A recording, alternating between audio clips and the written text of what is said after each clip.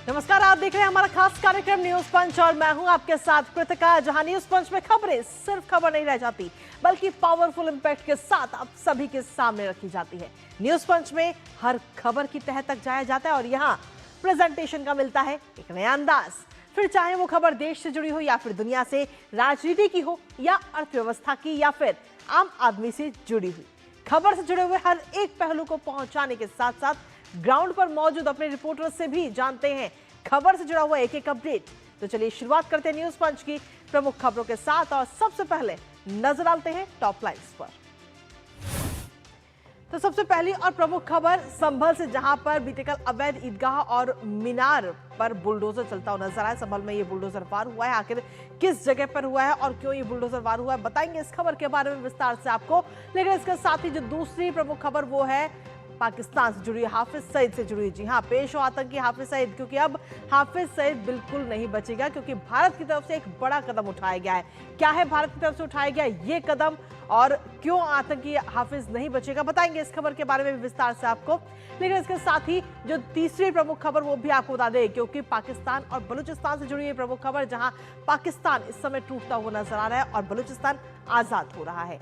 क्यों ये दावा किया जा रहा है बलूचिस्तान की तरफ से और इसके साथ ही इस दावे में और क्या क्या बातें कही गई हैं, बताएंगे इसके बारे में भी विस्तार से आपको। तो चलिए शुरुआत पहली और प्रमुख खबर के साथ। सबसे पहली और प्रमुख खबर, जहां उत्तर प्रदेश सरकार लगातार अवैध कब्जों को लेकर कार्रवाई कर रही है और इसी क्रम में संभल में बुलडोजर गरजता हुआ नजर आया। जी हां, संभल में ईदगाह मस्जिद और 2 मकान पर बुलडोजर की ये कार्रवाई हुई है। यहां बुलडोजर 1 या 2 घंटे नहीं बल्कि 6 घंटे तक चला और इस दौरान इसके कारण 5 करोड़ की जमीन से अवैध कब्जा हटवाया गया है। कार्रवाई के दौरान ईदगाह की 25 फीट ऊंची जो मीनार है उसके साथ ही अतिक्रमण को पूरी तरह से ध्वस्त किया गया था और इसके साथ ही इस कार्रवाई के जरिए प्रशासन ने सभी को यह साफ संदेश दे दिया कि सरकारी भूमि पर अगर किसी भी तरह का कोई भी व्यक्ति अवैध कब्जा करता है तो उसे कतई बर्दाश्त नहीं किया जाएगा। और इसके साथ ही आखिर संभल में अवैध निर्माण पर किस तरीके से हो रहा है बड़ा प्रहार, सबसे पहले तस्वीरें आपको दिखाते हैं। तो संभल की ये तस्वीरें, जहां बुलडोजर गरजता हुआ नजर आए, अवैध ईदगाह जो है उसे जमींदोज किया गया और 25 फीट ऊंची मीनार को भी ढहा दिया गया है, ईदगाह मस्जिद। और इसके साथ ही आपको ये भी बता दें कि यहाँ पर 2 मकानों पर भी ये बुलडोजर चला है। तो करीब 6 घंटे तक ये बुलडोजर गरजा और ये बड़ी कार्रवाई की गई। इस दौरान काफी संख्या में पुलिस बल भी वहां पर मौजूद रहा, जिससे कि हालात बेकाबू वहां पर ना हो, किसी प्रकार के जो चीजें खराब होती वो चीज ना हो, माहौल खराब ना हो, शांति व्यवस्था बनी रहे। इन तमाम चीजों का ध्यान रखते हुए प्रशासन सख्त मोड पे भी एक्शन इस समय लेता हुआ नजर आ रहा है। तो ये 2 तस्वीर आपको दिखा रहे हैं बीते कल की संभल की, जहां पर ईदगाह को जमींदोज कर दिया गया और 25 फीट की मीनार को ढहाया गया है। 6 घंटे तक ये बुलडोजर चला है और इसके साथ ही करीब 5 करोड़ की जो भूमि है उसको अवैध कब्जा जो किया गया था उसको मुक्त कराया गया है। तो ये तस्वीरें इस समय आपको दिखा रहे हैं हम। 25 फीट ऊंची ईदगाह की मीनार को भी ढहाया गया और कब्रिस्तान की भूमि कब्जा मुक्त कराई गई है।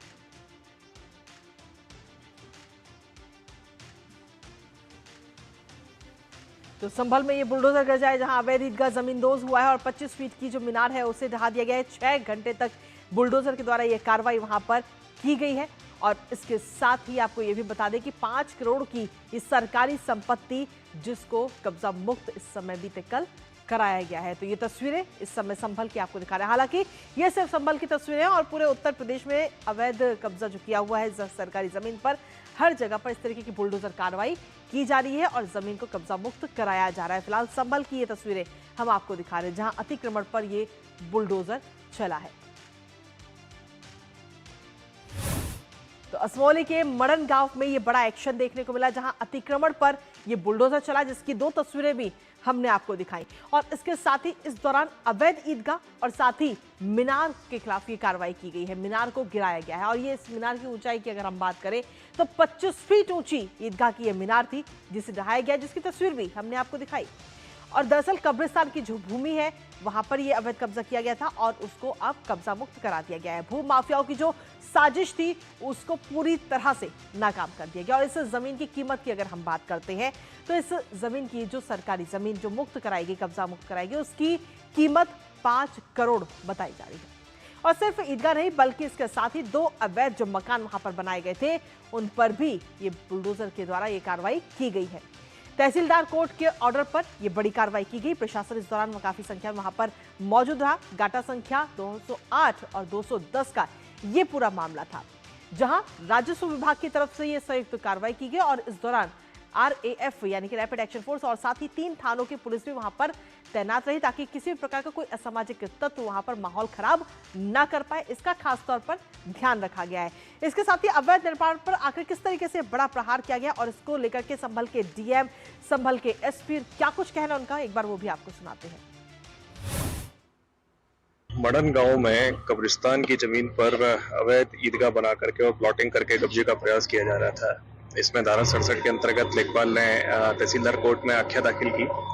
उसमें पर्याप्त सुनवाई का अवसर देते हुए तहसीलदार कोर्ट से 21 अप्रैल को ये निर्णय हुआ था और इस कब्जे को अवैध पाया गया था। उसके बेसिस पे न्यायालय के आदेश के क्रम में जब्तीकरण की कार्रवाई को अंजाम दिया जा रहा है। जनपद संभल के मडन गांव में कब्रिस्तान की 10.5 बीघे जमीन पे अवैध रूप से कब्जा करके बनाए गए ईदगाह और विभिन्न प्रकार की तमाम गतिविधियां हैं को चलाया जा रहा है। उसको संज्ञान में लिया गया और प्रशासन के द्वारा आज यहाँ पे उसको डिमोलिश करवाया जा रहा है। यहाँ पे 3 थानों की फोर्स और RRF की टुकड़ी के साथ में शांतिपूर्वक तरीके से उस कब्जे को हटवाया गया। कुछ स्थानीय माफियाओं ने उसको ईदगाह के रूप में परिवर्तित कर दिया और अपना प्रयोजन सिद्ध करने लगे, जिससे कि गांव में असंतोष है कि हमारे कब्रिस्तान की ज़मीन कब्जा मुक्त होनी चाहिए। ईदगाह से को हटा करके कब्रिस्तान को वास्तविक स्वरूप में स्थापित किया जाएगा। और इसी पर ताजा अपडेट के लिए सीधा रुख करते हैं। इस वक्त हमारे सहयोगी विकास सिंह जुड़ गए हैं, सीधा उनके पास चलते हैं। विकास, क्या कुछ ताजा अपडेट आपके पास में? बीते कल ये कार्रवाई की गई है, 6 घंटे तक बुलडोजर के द्वारा ये कार्रवाई और जो कब्जा किया गया था उसको मुक्त कराया गया है। देखिए, ये सबसे बड़ी बात इसमें ये देखिए कि अब लोग जाग गए हैं और शिकायत करने लगे हैं, क्योंकि उनके अंदर भरोसा हो गया है कि अगर अवैध कब्जा कहीं पर है उसकी शिकायत की जाएगी तो प्रशासन एक्शन में लेगा।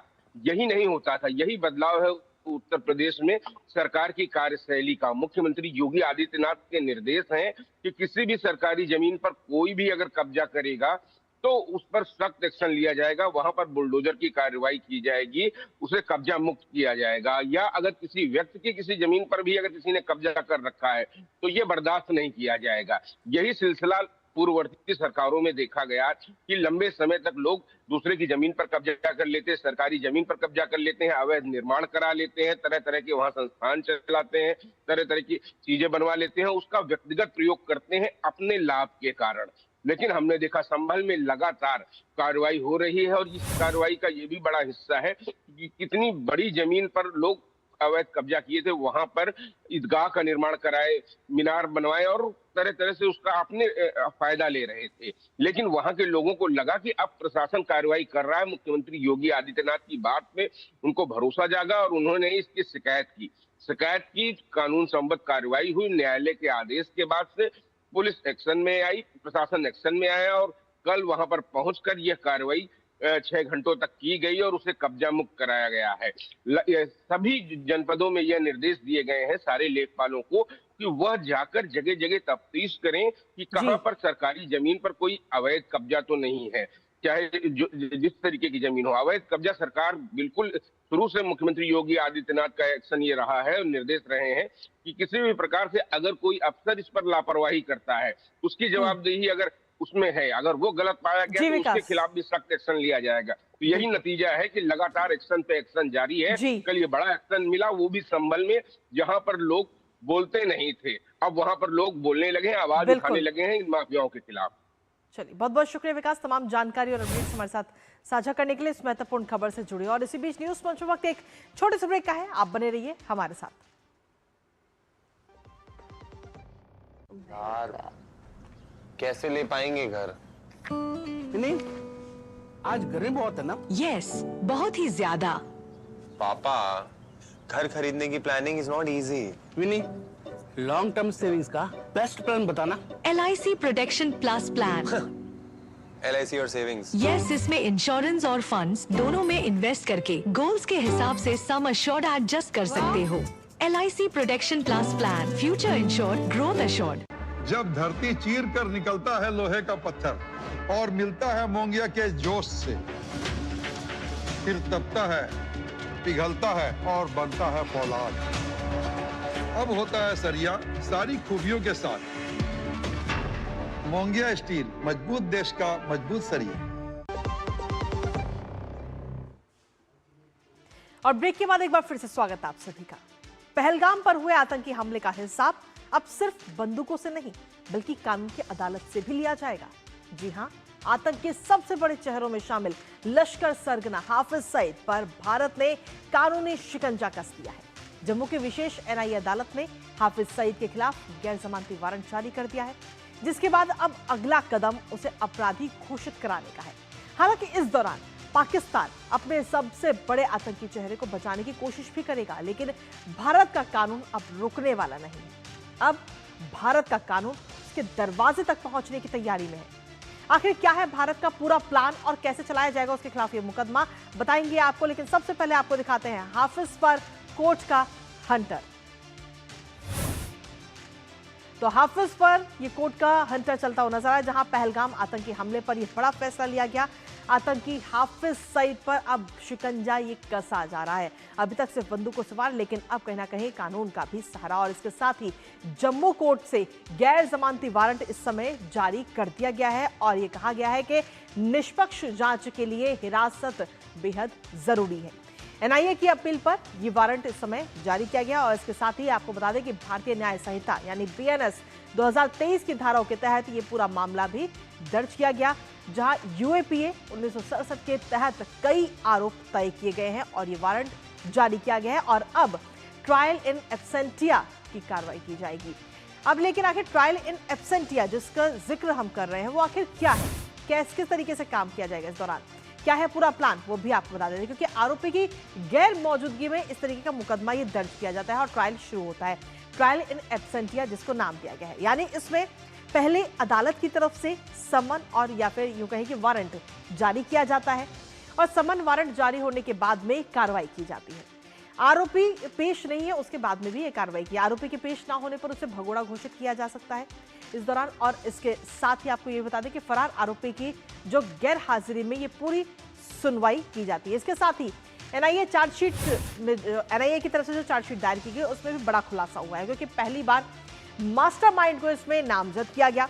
पाकिस्तान से पहलगाम हमला हुआ था, ये इसमें जिक्र किया गया। इसके साथ ही एलईटी और टीआरएफ नेटवर्क माध्यम से संचालित है, ये पूरा इसमें जानकारी दी गई। और साथ ही ये बताया गया कि साजिद लंगड़ा से रियल टाइम जो डायरेक्शन है वो मिली, कराची लाहौर से आतंकियों के मोबाइल आए। तो ये तमाम इस जो एनआईए की तरफ से चार्जशीट दायर की गई है उसमें इन तमाम चीजों का जिक्र किया गया है। इसके साथ ही आपको बता दें कि साजिद लंगड़ा से रियल टाइम डायरेक्शन मिली थी। एनआईए की तरफ से चार्जशीट में जो ये खुलासा हुआ है वो हमने आपको बताया। और इसी पर ताज़ा अपडेट भी ले लेते हैं। हमारे साथ में हमारे सहयोगी अनीस इस वक्त जुड़ गए हैं, सीधा उनका रुख करेंगे ताज़ा अपडेट के लिए।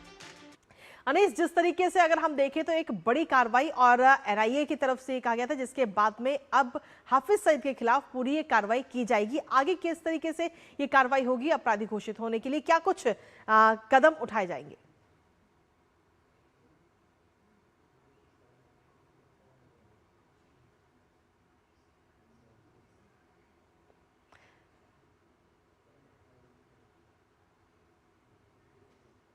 अनीस, आवाज मिल पा रही है आपको? चलिए, अभी हमारा संपर्क उनसे नहीं हो पा रहा है, एक बार फिर से संपर्क साधने की कोशिश करेंगे। लेकिन लगातार हम आपको बता रहे हैं कि जिस तरीके से पूरी चार्जशीट इस समय दायर की गई उसमें कई चीजों का खुलासा किया गया है।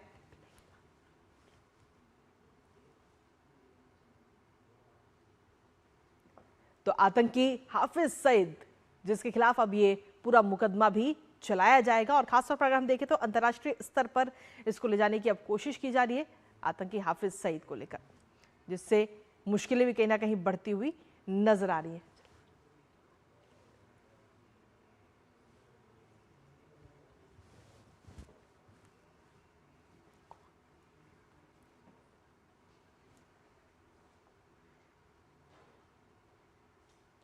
तो और इसी के साथ रुक करते हैं हमारी तीसरी महत्वपूर्ण खबर का। अब बात पाकिस्तान और बलूचिस्तान की करते हैं, जहां बलूचिस्तान ने पाकिस्तान को करारा झटका दे दिया है और खुद को आजाद देश घोषित कर दिया है। जी हां, इसके साथ ही 85% जमीन पर कब्जे का भी दावा किया है। इसको लेकर एक पत्र भी जारी किया गया जिसमें यह कहा गया कि बलूचिस्तान की सेना ने क्षेत्र के 85% हिस्से पर कब्जा कर लिया है। इसके साथ ही देश का झंडा, राष्ट्रगान और नई करेंसी और प्रशासनिक व्यवस्था भी लागू करने का दावा बलूचिस्तान की तरफ से किया गया है।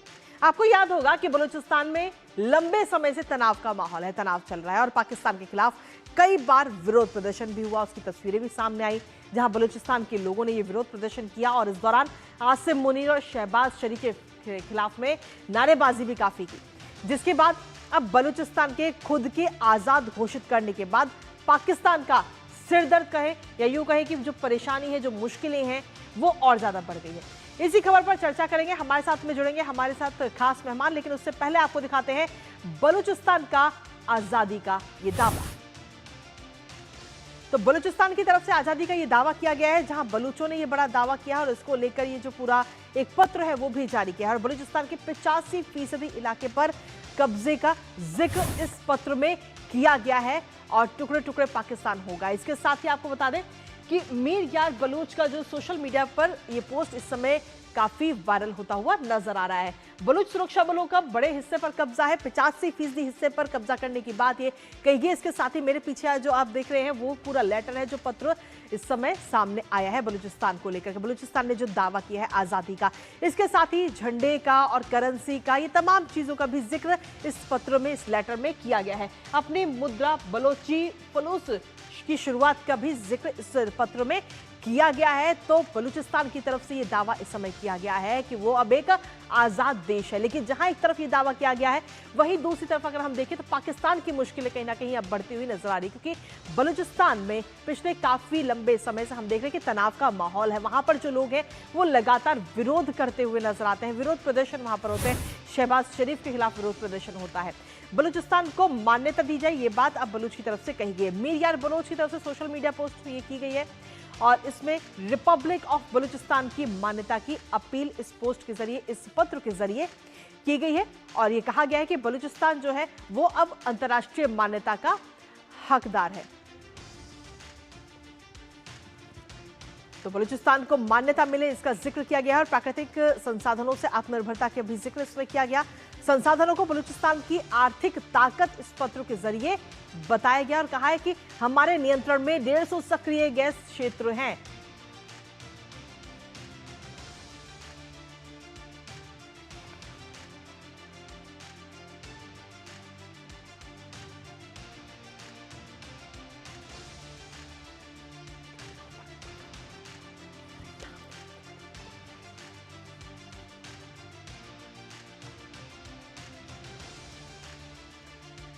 तो हमारे साथ में इस वक्त हमारे खास मेहमान इस समय जुड़ गए हैं, आलोक बंसल जो कि इंडिया फाउंडेशन के डायरेक्टर हैं।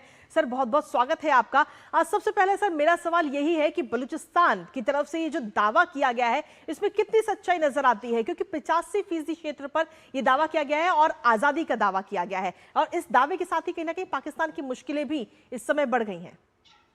देखिए, पिछले कुछ समय से बलूचिस्तान में ऐसी गतिविधियां हो रही हैं जिसमें बलोच संगठनों का शहरों से दूर जो भी क्षेत्र है उसमें काफी हद तक कब्जा बढ़ गया है। अगर आपको याद हो, कुछ समय पहले पाकिस्तान की संसद में भी एक पार्लियामेंटेरियन ने यह कहा था कि आपको बलूचिस्तान जाने के लिए अब तो पासपोर्ट की जरूरत पड़ेगी, पासपोर्ट और वीजा की। तो स्थिति काफी गंभीर है, इसमें कोई शक की बात नहीं है। एक आंतरिक सरकार बलूचिस्तान की काफी समय से कार्य कर रही थी। अब इनका दावा है कि इन्होंने इंडिपेंडेंस घोषित कर दी, इन्होंने अपना पासपोर्ट, करेंसी और सारी जो चीजें हैं वो सब दिखाई हैं। अब क्या आगे होगा इस पे कहना अभी थोड़ा मुश्किल है, क्योंकि पाकिस्तान की जो सरकार है वो सिर्फ बलूचिस्तान पे ही नहीं घिरी हुई है। वो खैबर पख्तूनख्वा में टीटीपी के साथ संघर्ष कर रही है। पाकिस्तान अधिकृत जो जम्मू कश्मीर है वहां पे संघर्ष चल रहा है, जेएसी के खिलाफ वो हमले कर रहे हैं, लोगों पे गोलियां चला रहे हैं, उनके सिपाही भी मारे जा रहे हैं। और तो और जो शेष पाकिस्तान है वहां पे भी आवाम का जो विद्रोह है ये सैनिक तानाशाही के खिलाफ, क्योंकि वस्तुतः तो सरकार पाकिस्तान की आज असीम मुनीर चला रहे हैं, शहबाज शरीफ तो सिर्फ नाम के प्रधानमंत्री हैं। उसके खिलाफ भी लोगों का प्रदर्शन अब धीरे धीरे बढ़ रहा है, क्योंकि जो सबसे पॉपुलर पार्टी है पीटीआई, उसके नेता अभी भी जेल में हैं और जिस तरीके से उनको रखा जा रहा है, उनके स्वास्थ्य की तरफ ध्यान नहीं दिया जा रहा, उनकी आंखें खराब हो रही हैं, उनके स्वास्थ्य का ध्यान नहीं दिया जा रहा, उसके कारण लोगों का जो रोष है वो पाकिस्तान के खिलाफ बढ़ता चला जा रहा है। और ऐसे हालात में बलूचिस्तान, जो कि पाकिस्तान का करीब करीब आधा हिस्सा है, 43% क्षेत्रफल जो है बलूचिस्तान का है पाकिस्तान का, और वहां पर जो है शहरों पे जरूर सेना का कब्जा है, लेकिन शहरों से बाहर जाते ही जो है बलोच संगठनों का जो है आधिपत्य है पूरी। बिल्कुल ये कब्जा है और इसके साथ ही जो आजादी का दावा किया गया। हमारे साथ में इस वक्त हमारे सहयोगी सीएस जोशी भी इस वक्त बने हुए हैं। सीएस जोशी, अगर हम देखें तो जो ये दावा किया गया, आखिर उसका आधार क्या कुछ बताया जा रहा है और क्या पाकिस्तान की तरफ से इसको लेकर अभी तक किसी प्रकार की कोई प्रतिक्रिया सामने आई है? सीएस जोशी, देखिए, कल से ये सोशल मीडिया पे ये जो पत्र है ये काफी वायरल हो रहा है और जो बलूच संगठन है उनकी ओर से ये पत्र शेयर किया जा रहा है। खासकर मीर यार बलोच की तरफ से जो शेयर किया गया है वो काफी सोशल मीडिया पर वायरल हो रहा है। इसमें कहा जा रहा है कि 85% हिस्से पर बलूचियों का अब कब्जा हो चुका है, वहां पर पाकिस्तान का कोई कब्जा नहीं है और पाकिस्तान की ओर से इस पर कोई प्रतिक्रिया नहीं आई है और न ही कोई अंतर्राष्ट्रीय एजेंसियों की ओर से इसकी पुष्टि की गई है। लेकिन जिस तरह की घटनाएं वहां पर हो रही हैं, एक तथ्य साफ है, जिस तरह से आलोक जी भी बता रहे थे कि जो ग्रामीण इलाके हैं बलूचिस्तान के, वहां पर पूरी तरह से जो बलूच विद्रोही हैं उनका कब्जा वहां पर है। शहरी इलाकों में जरूर पाकिस्तानी रेंजर्स या पाकिस्तानी सेना या बलूचिस्तान की जो पुलिस है उसका कब्जा है, लेकिन इन इलाकों पर भी जो बलूच विद्रोही हैं वो बार बार हमले करते रहते हैं और जो पाकिस्तानी सुरक्षा बल है वहां पर वो मुंह की खाते रहते हैं। तो तथ्य से ये बिल्कुल साफ है कि एक बड़े इलाके पर अब वहां पर बलूच विद्रोहियों का कब्जा हो चुका है और पाकिस्तान की हालत बिल्कुल खराब हो रही है। और अभी की बड़ी खबर यह है कि जो पाक ऑक्यूपाइड JNK है वहां पर बवाल शुरू हो गया है। पिछले 24 घंटे में 7 लोग वहां पर, 7 प्रदर्शनकारी वहां पर मारे गए हैं, 2 पुलिसकर्मी वहां पर मारे गए हैं। दरअसल जो ज्वाइंट अवामी एक्शन कमेटी है वो आज लॉन्ग मार्च कर रही है मुजफ्फराबाद के लिए। उन्होंने एक ये कॉल दी थी पाकिस्तान की जो POJK की सरकार है उसको कि 14 तारीख तक उनकी मांगों को माना जाए, नहीं तो आज मुजफ्फराबाद को लॉन्ग मार्च किया जाएगा। तो लॉन्ग मार्च वहां पर शुरू हो गया है। भारी इलाकों में वहां पर जो है कर्फ्यू लगा हुआ है, भारी पुलिस बल वहां पर तैनात है। तो कुल मिलाकर पाकिस्तान के तकरीबन हर हिस्से की, चाहे हम बलूचिस्तान की बात करें, POJK की बात करें या खैबर पख्तूनख्वा की बात करें, सभी इलाकों में हालात काफी खराब हो चुके हैं इस वक्त। बिल्कुल। सीएस जोशी, आपके पास वापस आते हैं। आलोक जी, अगर हम देखें तो ये पूरा मामला सामने आने के बाद में इस पत्र की अगर हम बात करें तो इस पत्र में राष्ट्रगान और झंडे का तो जिक्र किया ही गया है, लेकिन इसके साथ ही ये भी कहा गया है कि इसको अंतर्राष्ट्रीय स्तर पर भी मान्यता मिले। तो इसकी कितनी संभावना इस समय आपको नजर आती है और क्या कुछ अगर हम देखें तो क्या कुछ कदम होते हैं, किस तरीके से घटनाक्रम पूरा बढ़ता है अंतर्राष्ट्रीय मान्यता के लिए? देखिए, अभी अंतर्राष्ट्रीय मान्यता मेरे विचार से दूर है, विशेषकर बड़े राष्ट्रों की। हो सकता है कोई छोटे राष्ट्र जो पाकिस्तान विरोधी हो वो इसको मान्यता दे दें, पर अभी इसकी संभावना कम है, क्योंकि अभी एक दावा है, इसको इसकी पुख्ता सबूत इनको देने पड़ेंगे कि टेरिटरी इनके पास कब्जे में है। और अभी मेरे को नहीं लगता कि बलोच इस स्थिति में है कि पाकिस्तान की सेना का खुलेआम आमने सामने मुकाबला कर सके। तो अभी क्या है कि 85% क्षेत्रफल उन्होंने कब्जा कर रखा है। बलूचिस्तान एक बहुत बड़ा प्रांत है और अधिकतर बहुत ही कम जनसंख्या है, वहां पे स्पार्सली पॉपुलेटेड है और एरिड है, पानी नहीं है, कुछ नहीं है, तो सेना के लिए ग्रामीण क्षेत्रों में जाना थोड़ा मुश्किल होता है। तो यहाँ पे ये है, पर अब एक ये शुरुआत है, धीरे धीरे आगे बढ़ेगा। अगर ये जिस तरीके से अपनी पोजीशन को कंसोलिडेट करते हैं उसके ऊपर ये निर्भर करेगा कि आगे दुनिया क्या मानती है। पर जिस तरीके के हालात पाकिस्तान में है, पाकिस्तान के विघटन की जो संभावनाएं हैं उनसे आज इनकार नहीं किया जा सकता। चलिए, बहुत बहुत शुक्रिया आलोक बंसल जी हमारे साथ जुड़ने के लिए, कीमती समय हमारे शो को देने के लिए। और इसके साथ ही सीएस जोशी, आपका भी बहुत बहुत शुक्रिया तमाम जानकारी हमारे साथ साझा करने के लिए। तो सीधे तौर पर पाकिस्तान की एक तरह से हम देखें तो मुश्किलें अब इस समय बढ़ती हुई नजर आ रही है। हालांकि बलूचिस्तान की तरफ से जो पत्र जारी किया गया उसके बाद में आगे क्या कुछ कदम उठाए जाएंगे इस पर नजर हमारी लगातार बनी रहेगी। लेकिन इसी के साथ फिलहाल न्यूज पंच मुझे और हमारी टीम को दीजिए अनुमति, दोपहर 2 बजे फिर होगी मुलाकात। तब तक के लिए नमस्कार।